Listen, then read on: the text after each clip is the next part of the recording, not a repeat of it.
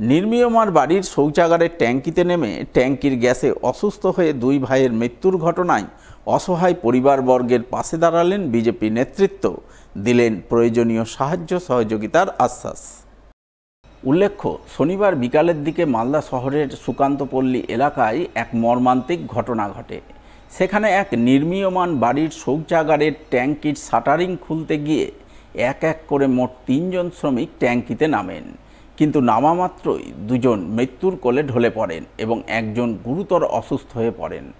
জানা গেছে, মৃত দুই শ্রমিকের মধ্যে একজনের নাম উজ্জ্বল মণ্ডল, বয়স 28 বছর এবং অপরজনের নাম অশিস মণ্ডল, বয়স 25 বছর। তারা সম্পর্কে দুই ভাই। তাদের বাড়ি মালদার ইংরেজবাজারের বাগবাড়ি বাঁধ এলাকায়। স্বভাবতই একই পরিবারের দুই ভাইয়ের মৃত্যুতে গভীর শোকের ছায়া নেমে আসে ওই এলাকায়। এদিকে এই খবর পেয়ে রবিবার এলাকায় ছুটে যান রাজ্য বিজেপির সদস্য নীলাঞ্জন দাস, বিজেপির স্থানীয় গ্রাম পঞ্চায়েত সদস্য নমিতা মণ্ডল, চিরঞ্জিত মণ্ডল সহ অন্যান্যরা। তারা গোটা ঘটনায় গভীর দুঃখ প্রকাশ করে অসহায় পরিবারবর্গকে সান্ত্বনা, সমবেদনা জানান এবং তাদের পাশে থেকে সব ধরনের সরকারি সাহায্য সহযোগিতা পাইয়ে দিতে প্রয়োজনীয় উদ্যোগ গ্রহণের আশ্বাসবাণী শোনান। গতকাল এই আমাদের বাগবাড়ি বাঁধের দুজন তরতাজা ছেলে অশিস মণ্ডল এবং উজ্জ্বল মণ্ডল মর্মান্তিক দুর্ঘটনায় তারা শহরে মনন্দাবলিতে কাজে গেছিল।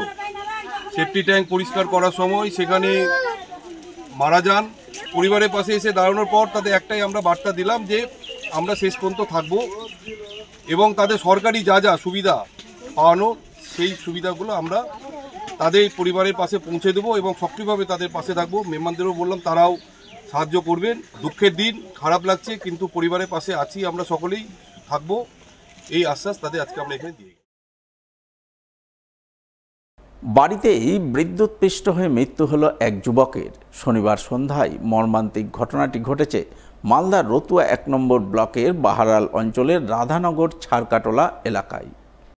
জানা গেছে, মৃত যুবকের নাম মোহাম্মদ কাদির, বয়স 36 বছর। বাড়িতে রয়েছে বৃদ্ধ বাবা মা, স্ত্রী সহ 3 নাবালক মেয়ে। মোহাম্মদ কাদির পেশায় ছিলেন দিনমজুর। এছাড়াও মাঝে মধ্যে তিনি বিদ্যুৎ দপ্তরের ঠিকাদারের অধীনে চুক্তিভিত্তিক ঠিকাকর্মী হিসাবে কাজ করতেন।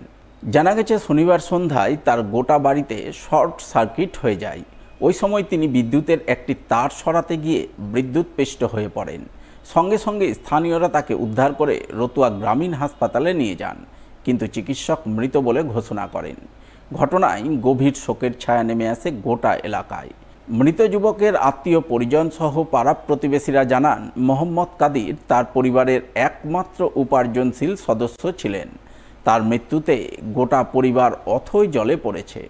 তাই তারা সরকারি সাহায্য সহযোগিতার জন্য আবেদন জানাচ্ছেন। বাড়িতে শর্ট সার্কিট হয়ে সেই মারা যায়। বাড়িটা পুরো কারেন্ট হয়ে গেছিলো। তারপরে মারা যাওয়ার পরে আমরা প্রথমত স্বাস্থ্য দপ্তরে প্রথম চিকিৎসাটা করে তখনই বলে দেই সে ডেট হয়েছে। বাড়িতে রোজগারের মতো কেউ নেই। উনি ছিলেন বাবা, বয়স্ক, বয়স 36 বছর, 3টা মেয়ে আছে ওর। এই বাড়িতে রোজগারের মতো কেউ নেই ওর। বাড়ি থেকে তার ফ্যামিলিটা চালাবে। সরকার থেকে হোক, ইলেকট্রিক ডিপার্টমেন্ট থেকে হোক, তাকে কিছু সহযোগিতার যেন করে দেওয়া হোক, তার ফ্যামিলিটা যেন চলে। গাছের ডাল বোঝাই পিকআপ ভ্যান উল্টে ঘটল মর্মান্তিক ঘটনা। গাড়ির নিচে চাপা পড়ে মৃত্যু হলো এক শ্রমিকের। রবিবার ঘটনাটি ঘটেছে মালদার বামনগোলা থানার চাঁদপুর অঞ্চলের সিলটানি এলাকায়। জানা গেছে, এদিন দুপুরের দিকে একটি পিকআপ ভ্যানে বেশ কয়েকজন শ্রমিক বড় বড় গাছের মোটা মোটা ডাল কেটে নিয়ে পিকআপ ভ্যানে বোঝাই করে অন্যত্র নিয়ে যাচ্ছিলেন। কিন্তু যাওয়ার সময় চাঁদপুর অঞ্চলের সিলটানি এলাকায় কংক্রিট রাস্তা ভেঙে পিকআপ ভ্যান রাস্তার পাশে খাদে উল্টে যায়। ওই সময় এক শ্রমিক পিকআপ ভ্যানের নিচে চাপা পড়ে ঘটনাস্থলেই প্রাণ হারান। জানা গেছে, মৃত শ্রমিকের নাম তাপস মণ্ডল, বাড়ি বামনগোলার পাকুয়াহাটের তিতপুর এলাকায়। এদিকে এই ঘটনার খবর পেয়ে বামনগোলা থানার পুলিশ ঘটনাস্থলে ছুটে যায়। প্রথমে পুলিশ মৃতদেহটি উদ্ধার করে ময়না তদন্তে পাঠায়। পরে পিকআপ ভ্যানটিকে আটক করে ঘটনার তদন্ত শুরু করে বলে জানা গেছে। ট্রাক্টরের গাছ ছিল, সকাল থেকে হয়তো কাটাকাটি করছিল, ওভারলোডে গাড়ি আসছিল, আসার এখানে একটা টার্নিং পরে, এখানে যেখানে পিছনে দেখছেন এই টার্নিংয়ের এখানে এসে হয়তো একটা স্পিডে ছিল মনে হয়।